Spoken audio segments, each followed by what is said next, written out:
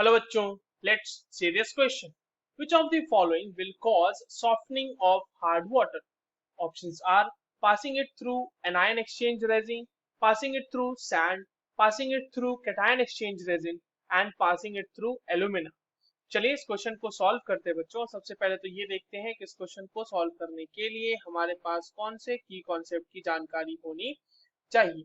देखो ये जो सवाल हमारे सामने है बच्चों, ये basically removal of hardness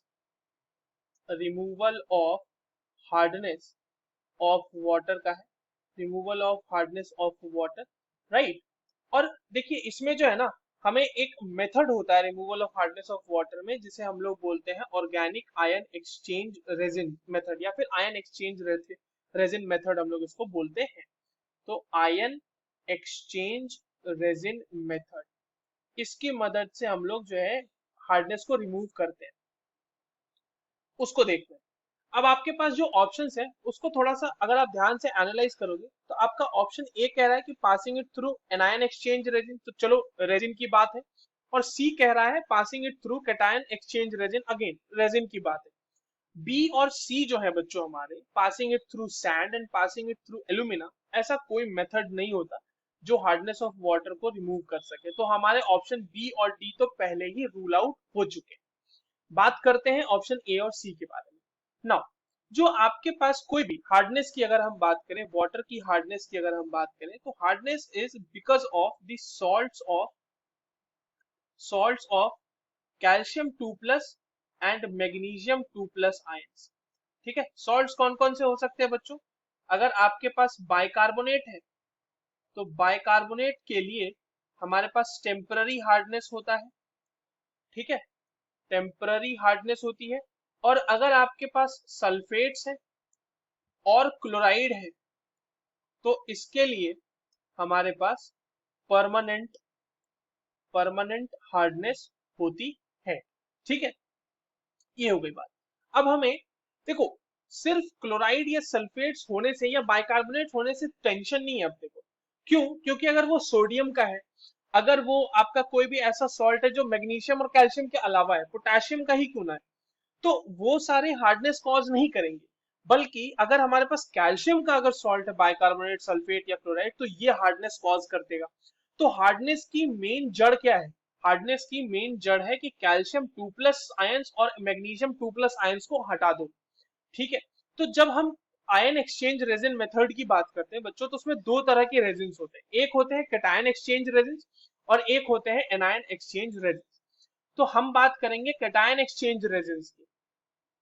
cation exchange resin की बात करेंगे क्योंकि ये जो है रिमूव करते हैं, ये रिमूव करते हैं, रिमूवल यहां पर से क्या होता है बच्चों? Removal of calcium 2 plus and magnesium 2 plus ions, इनका रिमूवल होता है।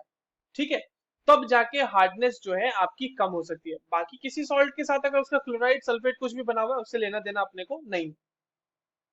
देखिए क्या होता है कि कैटायन एक्सचेंज रेजिन में अगर हम बात करें कैटायन एक्सचेंज रेजिन की बात बच्चों, तो resin is basically a giant hydrocarbon framework, बहुत बड़ा सा हाइड्रोकार्बन का एक फ्रेमवर्क होता है जिसमें कोई एसिडिक ग्रुप लगा हुआ हो।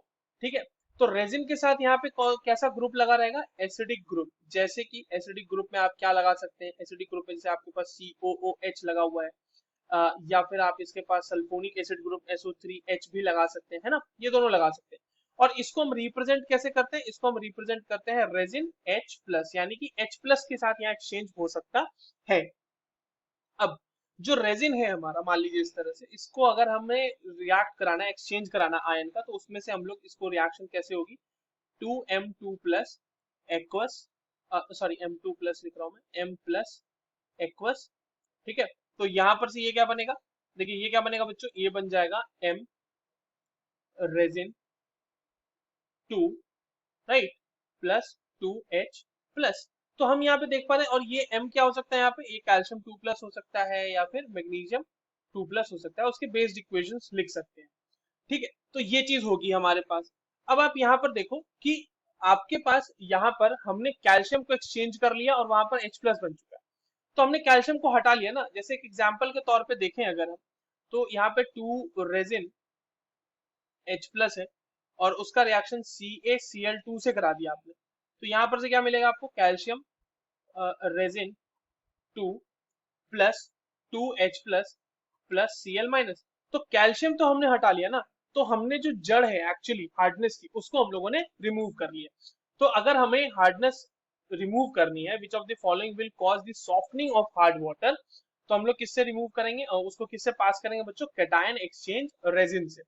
ठीक है, so the correct answer will be option C. But what about option A, anion exchange resin से क्या होगा, देखिए एनायन एक्सचेंज रेजिन से बच्चों ये जो बचा हुआ हमारे पास एनाइनिक पार्ट है ना, जैसे Cl माइनस है या सल्फेट है, हम उसको रिमूव करते हैं। ठीक है, तो वो हमारे बेसिकली सॉफ्टनिंग ऑफ वाटर में उतना मतलब ऑब्वियसली उसको तो हटाना है ही, ताकि उसमें एक्सेस ऑफ जो आयन है वो डिजोल्व ना रहे। बट जो एक्चुअली हार्डनेस ऑफ वाटर का कॉज है that is being removed by the cation exchange resin. So option 1 भी आपका करेक्ट नहीं होगा।